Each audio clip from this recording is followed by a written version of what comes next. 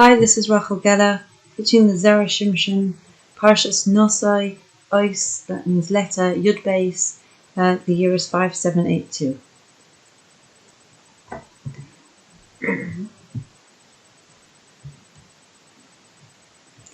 There's a quote from the Gemara in Sota, which says in the first paragraph, the first parak,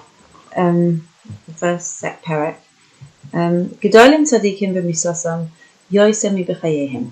Tzadikim are greater as they die than they are in their lifetimes. And it's a very interesting quote, and I think most people would sort of translate that to mean when they're in Shemayim, they can do stuff. They can speak to Hashem and organize things in this world. They're very great, and they're greater than they are in this world. In some level, they've got more power. But interestingly, it doesn't quite say that. Yesh Tzaddik, let us be clear. Lama nokat dafka kaloshin shel gedolim. Why does the pasuk, the quote from the Gemara actually say this expression of gedolim, that they're greater? How can a tzaddik be greater after he's nifta and while he's still alive? Surely you do mitzvahs in this world, and the next world you can't do any more mitzvahs. How do you suddenly become greater after you die than while you're still alive? And another question about this phrase is Dafka b'misosam. Why does it say b'misosam, which sort of implies the mashma b'shas misa implies b'misosam when they die, not when they are not alive anymore, but b'misosam as they die. But loy amar, and it does not say in the Gemara what we think it says. Yofer koichan shel tzadikim mesim meha tzadikim chayim. Tzadikim are way more powerful when they're nifta already than while they're still alive. It does not say that. So what does it mean? So here's the questions that the Zera Shimshon asks. It says Gedolim tzadikim b'misasam yoisem b'chayehim, that tzadikim are greater at their death than when they were alive. Why does it say they're greater? And which way are they greater? And b'misasam, what happens as they die? So here's he answers three answers. This is his first one. One could say, Tzadikim have actually got a very close relationship with Hashem. They are called children of Hashem, right? They're not just regular people, anyone. They're actually children of Hashem. They get that title because they care. They behave like children of Hashem. They care. What does Hashem want to have happen in this world? Let me do that thing. They actually literally care what Hashem wants them to do, and they do that, right? The pasuk even says clearly in Tehillim base, Hashem amar elai, Hashem said to me, B'ni ata, you are my son. Hashem said, that's a feeling of being loved. Hashem says, you are my child. I treat you like a child. Tzadikim, I see you like a child. Bonim atim Hashem elokechem. Again in Dvarim it says another phrase, you are children of Hashem, your God. Hashem treats us like children, Tzadikim in particular. Hashem cares about us like children. Parak Hamad Mitzvah, and in the first parak of Baba Mitzvah, Amrinan, it says there an interesting thing about children of a parent. Ben Gadol, V'samech al Shulchan Aviv. If there is an older child, an adult child, over bar mitzvah child, but he's still dependent on his parents' food. He doesn't have his own source of food. He has to eat by his parents' house all the time. He's not independent. Zeo cotton, so to a certain degree he's a cotton. He's still like he's under bar mitzvah. Cotton ve'enei samech al shulchan aviv.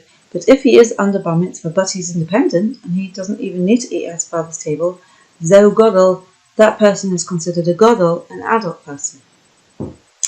But Afkan. So similarly here, we're now talking about tzadikim as children of Hashem. Tzadikim calls man shehem chayim. As long as tzadikim are alive, him som from Shulchan HaKadosh Baruch Hu, they rely on Hashem to provide them with food. I'm sorry, I'm speeding along. They rely on Hashem to provide them with food. Sheyitin lahem mezonah parnasa, so that Hashem should give them the food that they need, the parnasa that they need, because they're not actually spending time trying to build up their wealth portfolio in this world. They're trying to do mitzvahs. Hashem says, don't worry, I'll pay your expenses as you go along. And he does. In general, often tzadikim have nothing of their own. unless they feel that Hashem wants them to earn lots of money, they're happy to just do whatever mitzvahs is the most important. And their efforts are to do mitzvahs. Schar mitzvah v'hayal maleka. And the reward for a mitzvah you don't get in this world. What they're getting in this world is just Hashem supports people who are doing what's right. That's why, to a certain degree, a tzaddik is called a katan while he's in this world. He doesn't have that independence, financial independence. So he feels like a katan, and to a certain degree, it's categorized like that.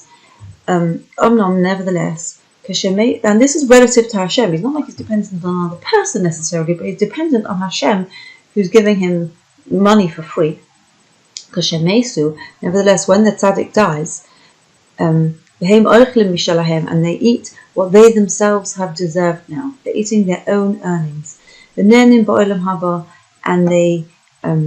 now in Olam Haba they're able to just benefit from Olam Haba. According to what they deserve, what they've earned for their own merits. At that point they're called Gedolim, they're called adults. They are now self-sufficient because in the next world what they get then is what they deserve to get, is what they've earned, and it's what they can have. They're not getting handouts anymore. So at that point they go to Olam Haba and they suddenly are now finally a feeling of independence, feeling of becoming an adult, a feeling of like becoming bar mitzvah, able to now support themselves, getting the money that they deserve. So the question was, Tzadikim are greater at the time of their death than when they were alive. Why does the Gemara particularly use the expression Gedolim, that they're greater? And that's because Gadol also means like an adult. The person is more able to, as Tzadikim are children of Hashem in this world, they do His wishes, He takes care of them for free. But in the next world, they are much more self-sufficient and they glimpse this glory as soon as they die. They die, they transition to a different state in which they finally are independent. But now the Zera Shimshon has a second answer why they're called Gedolim as they die. Inom, and also you could say Gdaminam Ba'almaz. It's written in the Gemara in Shavuos. Gadol ve'ena yodeh milidav huwa katan korile. If there's a Gadol and he doesn't understand complicated adult matters, he's also called a young under bar mitzvah person. You have a child and he's not mature, he can maybe be called a child still on some level, even if he's older. But after Tzadikim v'olam hazeh, so similarly Tzadikim who are in this world, einam yodim darchei HaKadosh Baruch Hu, they are so aware that they don't know enough of how Hashem runs this world. What they do know is much more maybe than other people, but they know that they don't know how does Hashem run this world. Moshe Rabbeinu said to Hashem, Hoidi, I think it's Hoidi Anino, I don't know how to pronounce it, please show me, etc.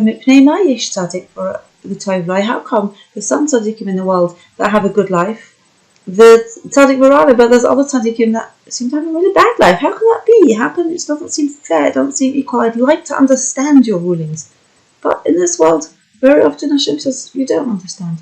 The Chasivras Rabbi Meir to Amar Brachas, and the understanding of Rabbi Meir who says in the Gemara in Brachas, Shtaim nosnu loi ve'achas lo nosnu loi. 2 he gave him and 1 he didn't give him. I don't know what that's referring to, I apologise. Nevertheless, after a person dies, after a tzaddik dies, a good person dies, there's a concept that the greater a person is, the greater a tzaddik a person is, the more when he dies, his neshama goes whoosh, straight, very, very close to HaKadosh Baruch Hu. The more tzaddik, the more he goes close, he becomes like part of Hashem, and it gets that sense of the Kedusha that is part of Hashem, and he gets an awareness as being part of Hashem. So the Yodim Drachov, and they understand his ways, suddenly it does make sense to the tzaddik. He suddenly experiences that knowledge of understanding how, yes, it's true, and yes, everything is safe. And therefore, the tzaddik is then called a complete gadol. He's become a complete adult. He now has that understanding that he wanted all his life, and because of his gadlus, because of his tzidkus, he is now able to get that. In this world, in this world, even though everyone else may think that they're a gadol, everyone else may think they're very knowledgeable and understanding, and they do understand a certain amount of what Hashem does, nevertheless, They still know that they are relatively not mature and able to understand complicated things relative to Hashem's glorious magnificence. And but tzadikim, when they die, they are completely gadol. They come very close to Hashem according to how much of tzaddik they were, and they are then able to understand much more than they ever did before. But ikar gadolusam, and the main moment of this growth, when they suddenly become massively aware, hainu, not when they turn bar mitzvah, b'shas misosam, at the time that they die. It's a very pivotal moment in their life. They transform from being someone who doesn't understand to someone who does. She'az mara lehem kol matan schar, and at that point, all the things that they have earned becomes visible to them. And this is in terms of Yedias Hashem. It's a thirst for knowledge, and they get this thirst for knowledge. They get this quenching of their knowledge. And De'ai Selakim, this is what the tzaddik really would like to understand Hashem, because it's very fulfilling, very, very, very pleasurable, and presumably represented by the schar that they get. So the question was, why does it say they're gedolim? And why does it say as they die? And that's because when they die, mistabkim ba'HaKadosh Baruch Hu, the English translation correct here, when they die, they are very close to Hashem, and they understand Hashem's ways, and they suddenly, they're part of Hashem almost, and they have clarity. And that's why, as they die, they become this gadol with massive clarity. And now here's a third explanation. The third explanation is when the tzaddik is still alive, each of their days is a separate event. Maybe you feel each of your days you do the same sort of things, similar but different, and every day is different. Wake up, see what happens. Every day they do something right. They work on their midas, they develop themselves, they become a better person in some way. They fix something in this world.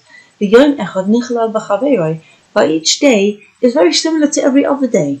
You don't really see the combination of what you've produced, what you've created from this experience.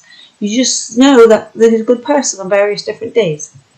But b'shas misosam, as that tzaddik is niftar, as he dies, mischabrim kol hayomim zeh bazeh, all of those disparate days come close to one another. They all suddenly now fit in, and they make a much more three-dimensional structure. They all become something. Now, he says that this is based also on a Kabbalistic concept. It says in the Pasuk, that the days of Yisrael drew near to die. And also says about David HaMelech, David Lamos, the days of David drew near to die. We usually translate it as it was the end of his life. He was about to die. He was getting closer to death. But the Zayar in Parshas Vayechi says, where it says about Yaakov dying, the Parach Chasam explains there, does a person actually die over a few days? Is it possible to drag out the death like that? Surely just like birth, you're born at a specific moment. You don't consider the whole birth process of the person being born. He's born when he actually comes out, right? And when he dies, it also is a particular hour, a particular minute, 1 hour, 1 minute. He dies and he expires from the world. So what does it mean when it says Vayikruvu Yimei Yisrael Lamos, that days drew near to dying? It means the Kabbalistic concept, I believe, is what we just explained, that the days actually they draw near to one another. The days draw near to one another, and they then become much more meaningful than they ever were the individual days. You get the sense of who the tzaddik was and what he managed to accomplish. Maybe he did one part of his his journey when he was 25, and another part when he was 83, and that part all comes together as he dies. And that's a moment when all the moments, as the person dies, they all fly back together and they make sense again. And that's why Amadavka, the quote in the Gemara Saita that we mentioned before, particularly says, Tzadikim are much more big, they're much more godel, because a single moment is like a two-dimensional line. Right? Every day is like one day, it doesn't mean anything, but then when you join them together, it's like, if you have a globe and it's made out of single pieces of paper, and then it all can become three. You can blow the thing up when you have loads and loads of different flat surfaces, and you can blow it up into a big circular surface, which is now meaningful. So that's what happens as the person dies. The days connect to one another, and the tzaddik is now realizes the value of all his contributions and all the wonderful things that he has. Is now when he dies, it all becomes a proper event, and now is the time when all the efforts are shown to be meaningful. So the third answer that the Zera Shimshon's question is this: all the days of the tzaddikim fly into place to create him as a combination of all his days which fit together perfectly. It becomes from being two-dimensional to three-dimensional. I don't know how else to explain it, but he becomes so much more than he ever was before. And it shows us how much individual contributions matter. It shows us the greatness of tzaddikim, and it reminds us that we want to be that tzaddik too. And when we try hard and we think nobody sees, but we're actually doing the right thing, then, Hashem is seeing, and Hashem does care, and Hashem is supporting us and appreciating us, and it does matter. And so that's all. Thank you very much for listening and watching. Mrs Rochel Geller and teaching the Zera Shimshon.